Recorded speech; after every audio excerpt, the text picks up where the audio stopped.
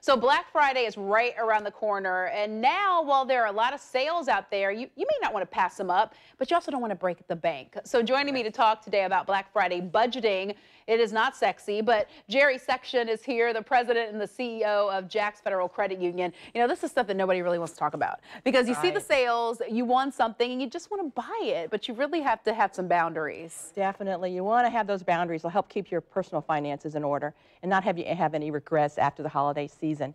What we like to think about is, borrow a couple of tips from Santa. Santa always said, make a list and check it twice. Oh, okay. So make that list of the people who you want to give gifts to, and it's perfectly okay if you want to include yourself, because you'll find some nice things. What you want to do at your list is list the people who are you want to give gifts to, and assign a budget. What's good about that is then you can go looking on the internet or looking through the circulars and find out the best deals of how you can spend the money on the things those people might like. Right. And I find that when you do that budget, sometimes you can come under it, if it's a really great sale. And so the key there, should we buy more or just kind of like take that as a little pad money? I kind of like sharing things. So maybe pad half of it and maybe buy another little something extra for yourself or for another gift for someone. Also great to give a little bit more to charity if you have a little bit extra at that time. And if you're budgeting, then you kind of keep tabs on what you're spending and what you're not. And then you can do what you want. And we've got a great spreadsheet on our website that they could use for a little budgeting for the holiday things. Okay. We'll get that on newsforjacks.com to make sure people will know. Also, you want to be sure that you check that list twice. Let's say that on that list is a car for a teenage daughter or son. You want to make sure you arrange your financing ahead of time, because that's going to really change. About 33% of deals are offered on cars on Black Friday. Okay. And you can plan for that as well, because those deals are going to be online in many cases or in the paper ahead of time. So you can kind of plan that out.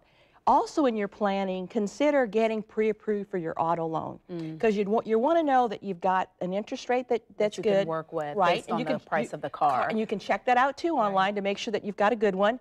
And then when you go into the dealership, you've got your financing in order, and you can negotiate the best price you can. And let's talk about the time frame, because now it seems like, it's not just Friday, it's Saturday, it's Sunday, and the deals kind of keep on going right through the holidays. So you really do have to manage what you're spending and not just like blow it all on Black Friday. Right. One of the tips we always give, particularly like in your case, you have young children, and if they're going to go out Christmas shopping, use cash. We always like the old envelope method.